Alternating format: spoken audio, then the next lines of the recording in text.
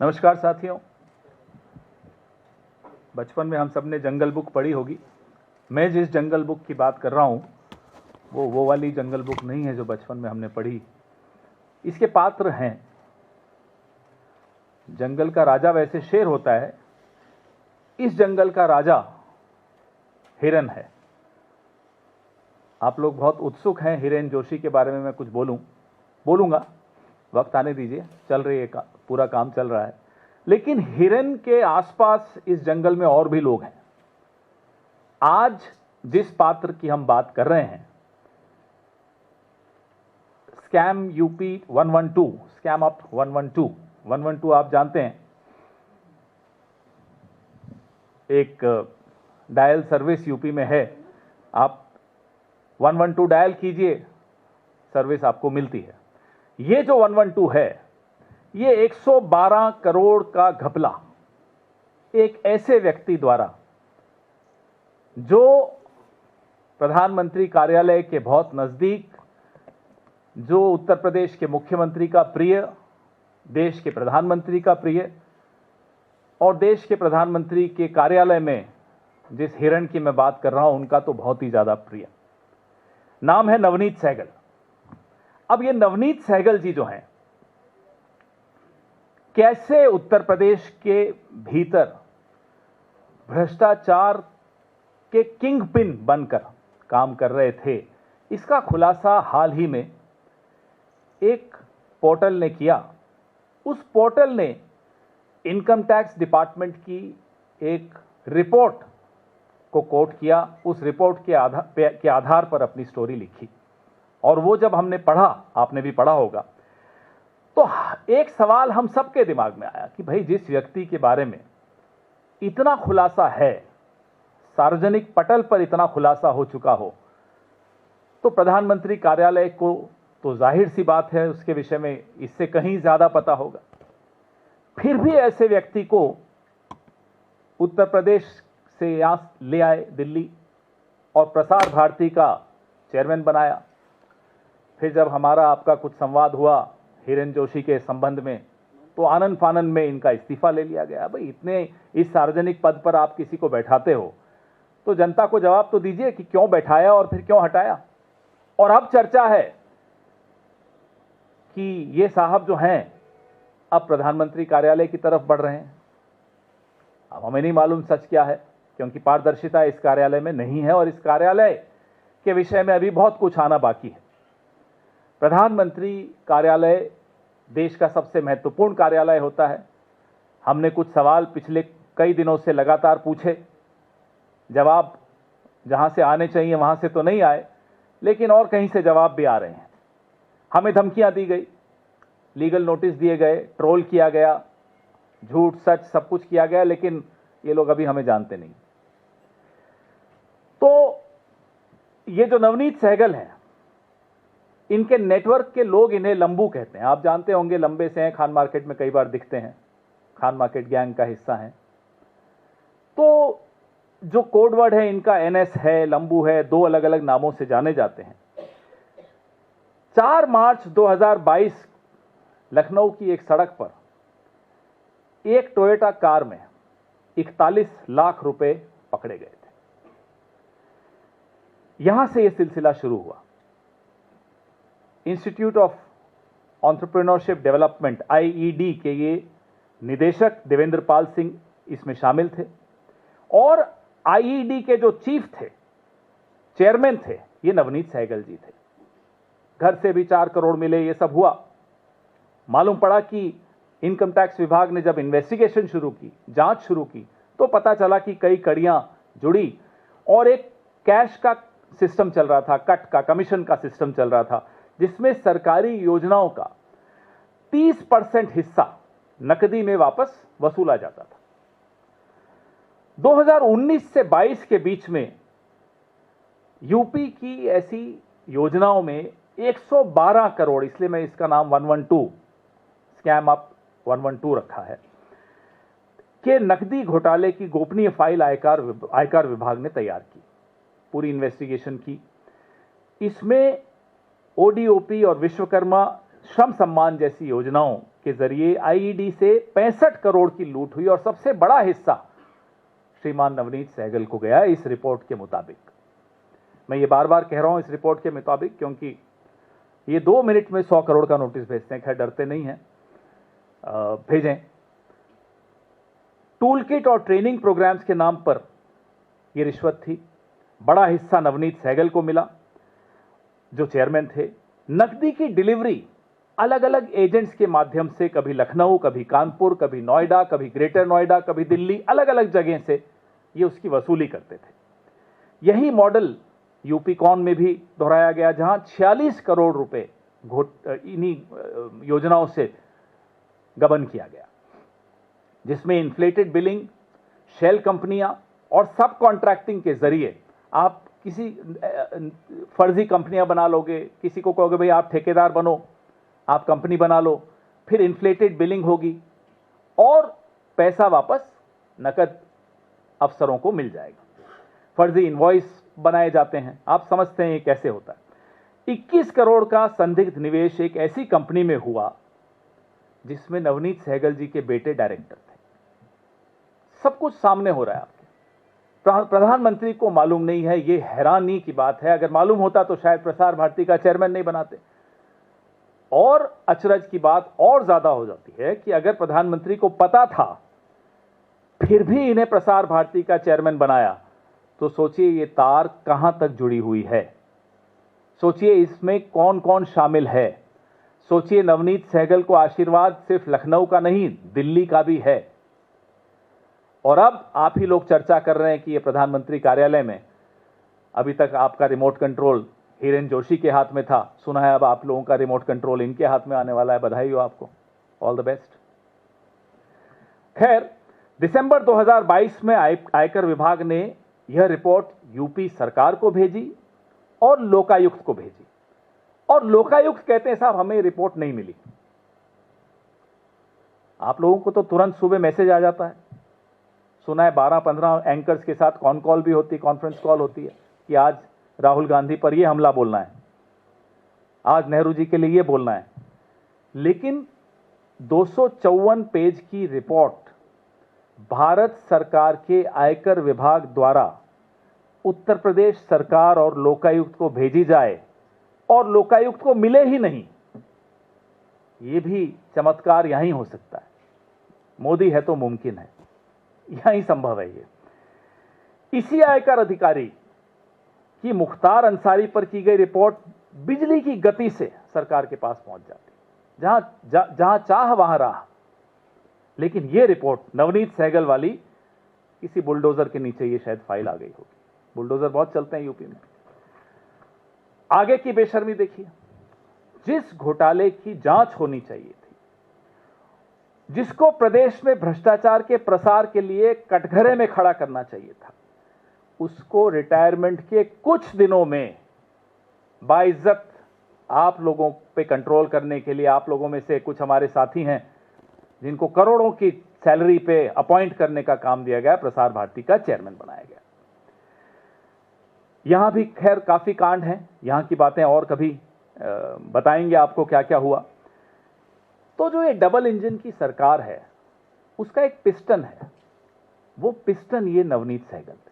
अब इससे साबित होता है महत्वपूर्ण थे। पिस्टन तो हर इंजन का बहुत महत्वपूर्ण हिस्सा होता है। लखनऊ में भी ये महत्वपूर्ण पिस्टन थे और दिल्ली में भी महत्वपूर्ण पिस्टन रहे हैं। अब क्यों हटाया हमें नहीं मालूम, और वापस क्यों बुला रहे हैं, अगर बुला रहे हैं तो हमें नहीं मालूम। ये अब आप पता लगाइए कि क्यों पीएमओ और सीएमओ सब इन पर मेहरबान। अब पीएमओ में क्या चल रहा है ये कितना जानते हैं, कितना उसका हिस्सेदारी इनकी थी, क्या ऐप चल रही है, बहुत पात्र हैं। पीएमओ की कहानी लंबी है, बहुत जल्दी हम परतें खोल रहे हैं उसकी, क्योंकि अभी बहुत इंफॉर्मेशन आ रही है। ऐप में किसके परिवार के कौन लोग शामिल थे, बॉलीवुड के कितने लोग इस पूरे पीएमओ के प्रकरण में जुड़े हुए हैं, कितने उद्योगपति जुड़े हुए हैं, लंदन के, दिल्ली के, इंडिया के, अनेक सवाल हैं। लेकिन इन तमाम सवालों में कुछ कड़ियां कॉमन हैं। नवनीत सहगल उनमें से एक हैं। सबसे बड़ी जो भूमिका, जो सबसे बड़ा पात्र इस पूरे प्रकरण में, इस जंगल बुक में है, वो तो मैं आपको बता ही रहा हूं, हिरेन जोशी हैं। अभी हमें नहीं मालूम वो अंदर हैं बाहर हैं, आपको ज़्यादा मालूम होगा। कहते हैं आपके पास आजकल मैसेज कम आ रहे हैं, मिस कर रहे होगे आप उन्हें। लेकिन जब ये परतें और खुलेंगी, ये देश हैरान हो जाएगा कि इस देश का सबसे बड़ा राजनीतिक कार्यालय किस तरह के लोगों के कब्जे में आ चुका है, और वो लोग किस तरह के लोगों के कब्जे में हैं। ऐसे ऐसे लोग जो विदेश में हवाला करते हुए हवालात में चले गए, वो लोग प्रधानमंत्री कार्यालय के इस हिरन के इतने नजदीक कैसे आए? ये देश की सुरक्षा का भी मामला है। वो ऐसा कार्यालय है जहां संदिग्ध लोगों को दूर रखना चाहिए, लेकिन वो कार्यालय संदिग्ध लोगों से भर गया है, संदिग्ध लोगों के कब्जे में आ चुका है। इसलिए ये खुलासे जरूरी हैं। इसलिए कितनी भी धमकियां आ जाएं, कितने भी नोटिस आ जाएं, ये खुलासे हम करेंगे। अब आपके सवाल।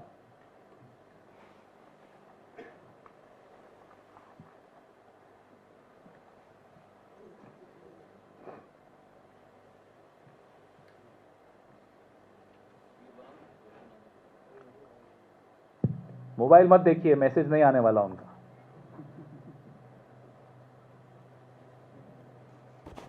पूछिए पूछिए।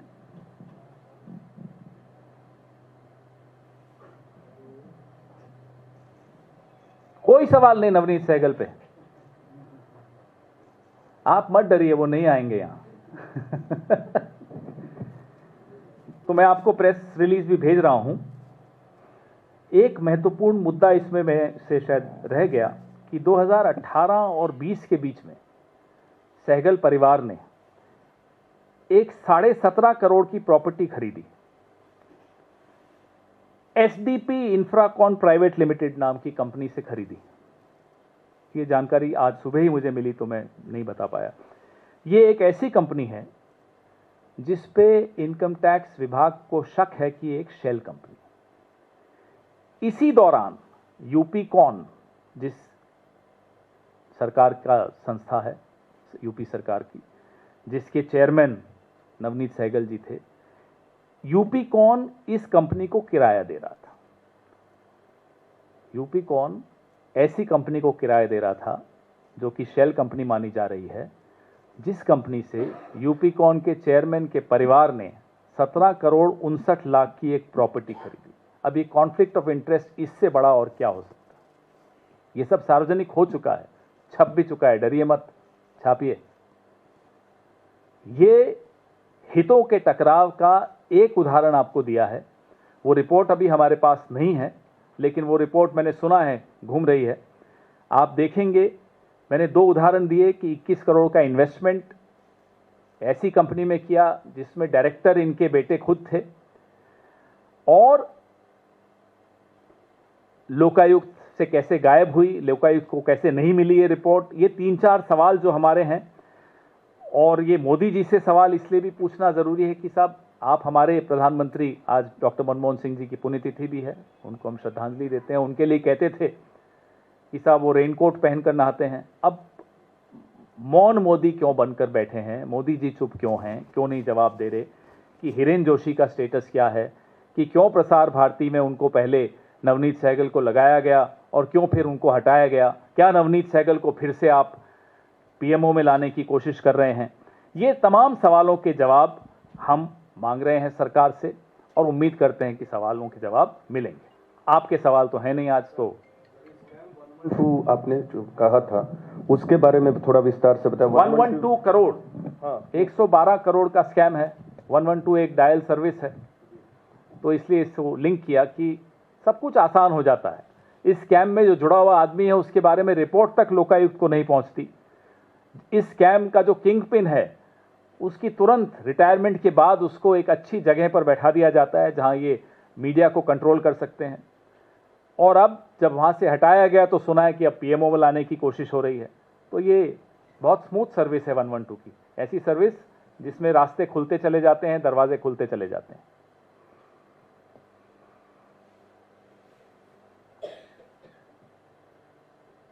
हो गया? Yeah, you can, but let's wait and watch कि अगर इस टॉपिक पे if people want to ask something, otherwise we'll come to other topics. ये सर पता चला है नवनीत सहगल के बेटे की कंपनी में 21 करोड़ का इन्वेस्टमेंट आया, वो कौन सी कंपनी है जिसमें, या क्या वो सेल कंपनी है या जिसमें इन्वेस्टमेंट किया है? जो जिस पोर्टल में ये रिपोर्ट आई है उसमें ये डिटेल्स आपको मिलेंगे, और इनकम टैक्स की जो 254 पेज की रिपोर्ट है उसमें भी है ये।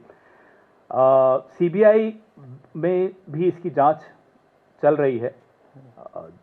दूसरी कंपनी से इनके तार जुड़े हुए थे, तो ये घाटे में चल रही थी, उस कंपनी से रूट करा के पैसा, जैसा ये शेल कंपनीज में होता है, अलग अलग कंपनीज में होता है।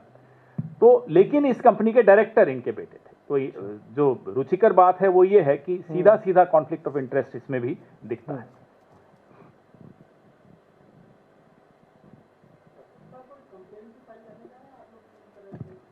सब कुछ हमें से कराओगे आप सवाल भी नहीं पूछोगे, सब काम भी हमसे कराओगे। नहीं, कोई कंप्लेंट तो बनता है ना अगर इस तरह की गड़बड़ी अब आप मुझे बताइए कि इनकम टैक्स डिपार्टमेंट अपनी रिपोर्ट भेजता है लोकायुक्त को और लोकायुक्त तक रिपोर्ट नहीं जाती, ऐसे में कंप्लेन हम कर भी देंगे, शायद आप छाप भी देंगे दया करके कि चलो छाप दो, कंप्लेन कर दिए। लेकिन जो चल रहा है इस देश में, अगर उसके बारे में हम सब चुप हो गए, हम और आप दोनों, तो फिर मुझे लगता नहीं कि ज़्यादा कुछ बचेगा, ना आपके लिए करने को ना हमारे लिए करने को। इसलिए ये ज़रूरी है कि आवाज़ उठाई जाए, ये ज़रूरी है कि सवाल पूछे जाएं, ये ज़रूरी है कि जवाब इनसे लिए जाएं और जवाबदेही तय की जाए। इनकी औकात और इनकी हैसियत और इनकी हिम्मत देखिए कि पूरे मीडिया को कंट्रोल करने की ये दुस्साहस करते हैं, और अपने गिरेबान में झांक के देखें कि इनके गिरेबान में हो क्या रहा है, ये खुद क्या करते आए हैं, क्या कांड करते हैं। अब आप लोगों को आजकल बड़ा चल रहा है कि साहब देखो, आजकल जिनको हम हंसते थे मीडिया के एंकर्स पे, आजकल बड़े रौब से बोल रहे हैं, जोश से बोल रहे हैं। तो या तो भाई मीडिया का जमीर जाग गया या हिरेन जोशी सो गया, हमें नहीं मालूम, कुछ तो हो रहा है। तो सबको जागना जरूरी है अभी। उम्मीद करते हैं कि ये जल्दी वापस ना सोएं, जागे रहें, जो अब थोड़े दिनों में आवाजें जिनकी बहुत ऊंची ऊंची आ रही हैं। मुस्कुराते बड़ा अच्छा है आप।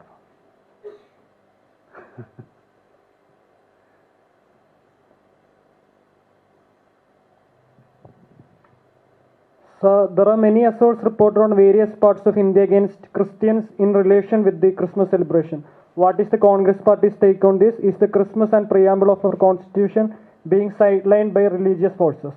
Well, we have lashed out very sharply against these elements.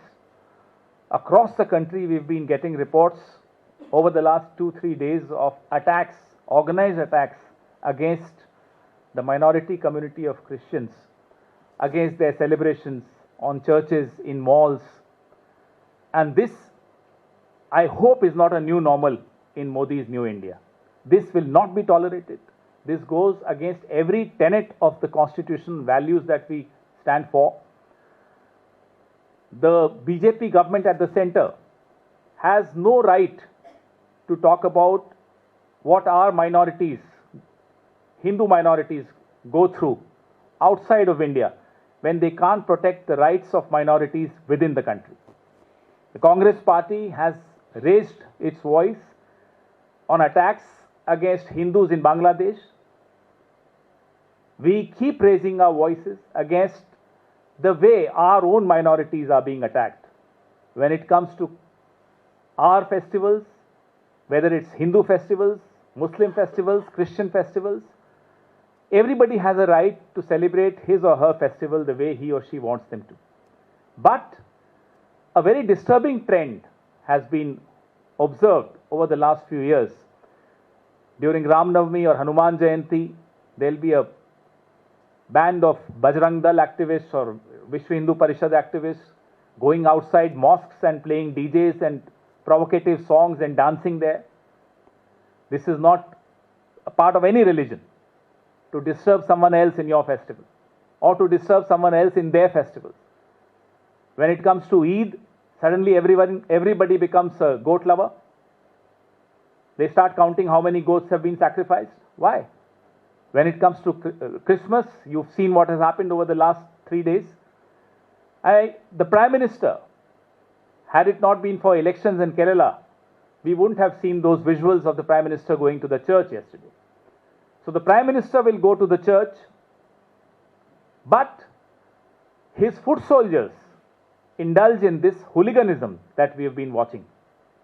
This needs to be responded to by the Prime Minister himself. If he can't control his foot soldiers, please do not have this facade of going to a church on Christmas. People know you inside out. People know your politics. People know the origin of your politics. People know your role in Gujarat. People know your role, your narrative of Shamshan Kabristan, recognizing people from their clothes. All these, the narrative which was set by the Prime Minister himself, is now being carried forward by his foot soldiers through these attacks.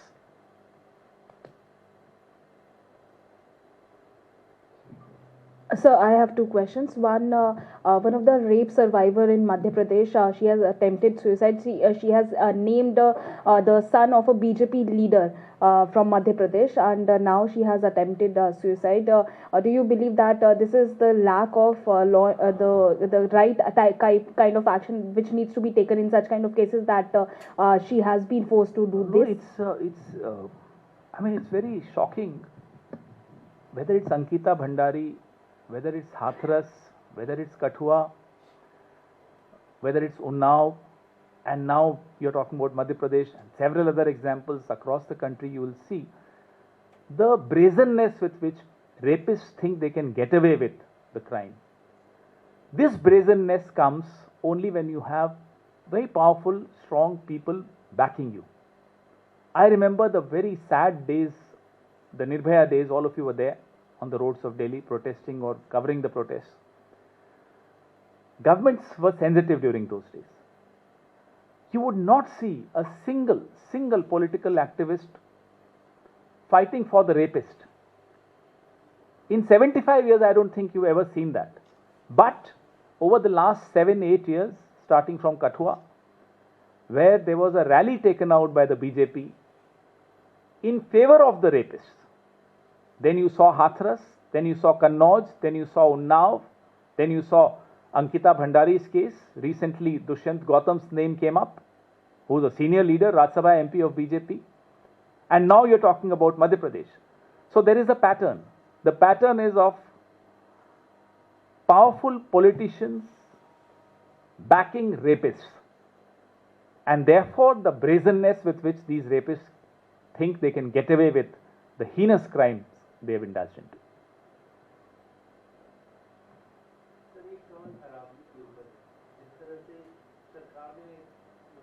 किया है कि कोई mining नहीं हो रही है, पहले supreme court का आया जिसमें 100 मीटर का बैरियर उन्होंने दिया। किस तरह से देखते हैं ये पूरी जो कंट्रोवर्सी है, क्या सरकार वाकई में संजीदा है अरावली को बचाने को लेकर? आपको ये सवाल पूछने से पहले आप अपने आप से पूछते, क्या ये सरकार संजीदा है पर्यावरण को लेकर?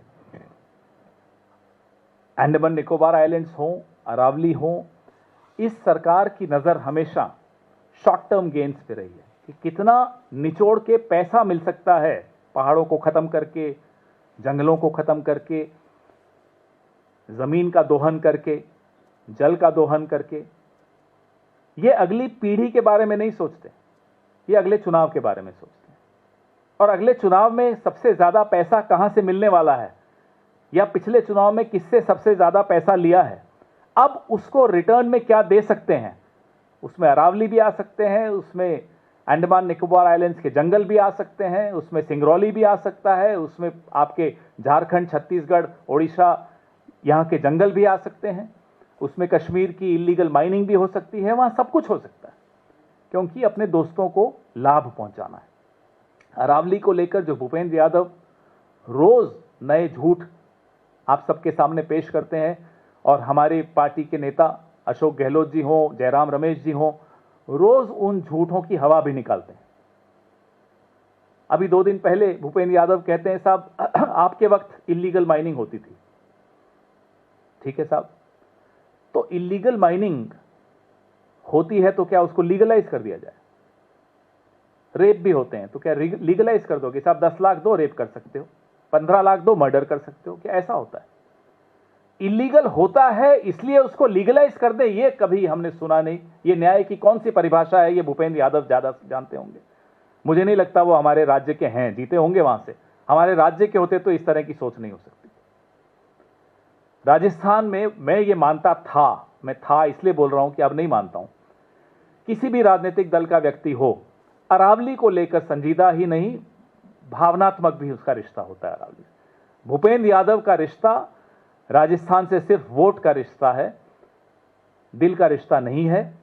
अरावली पे जो उन्होंने स्टैंड लिया, इससे यह साबित हो जाता है कि ये सिर्फ यहां वोट लेकर सत्ता लेने आते हैं, उसके बाद यहीं जिस थाली में खाते हैं उसी में छेद भी करते हैं। यहीं के अरावली तबाह भी कर रहे हैं। अरावली पर आने वाले दिनों में हम अपनी पूरी रणनीति भी आपके सामने रखेंगे। हो गया? एक बार और पूछ लूं, नवनीत सहगल पे कुछ पूछना हो तो? हंस रहे हो, उनसे भी डरते हो क्या? अभी जंगल में सिर्फ शेर से डरना चाहिए, अब हिरन से भी डरोगे, गीदड़ से भी डरोगे, लोमड़ी से भी डरोगे, तो कैसे काम चलेगा? ये तो खरगोश है, उससे भी डर रहे हो आप। धन्यवाद।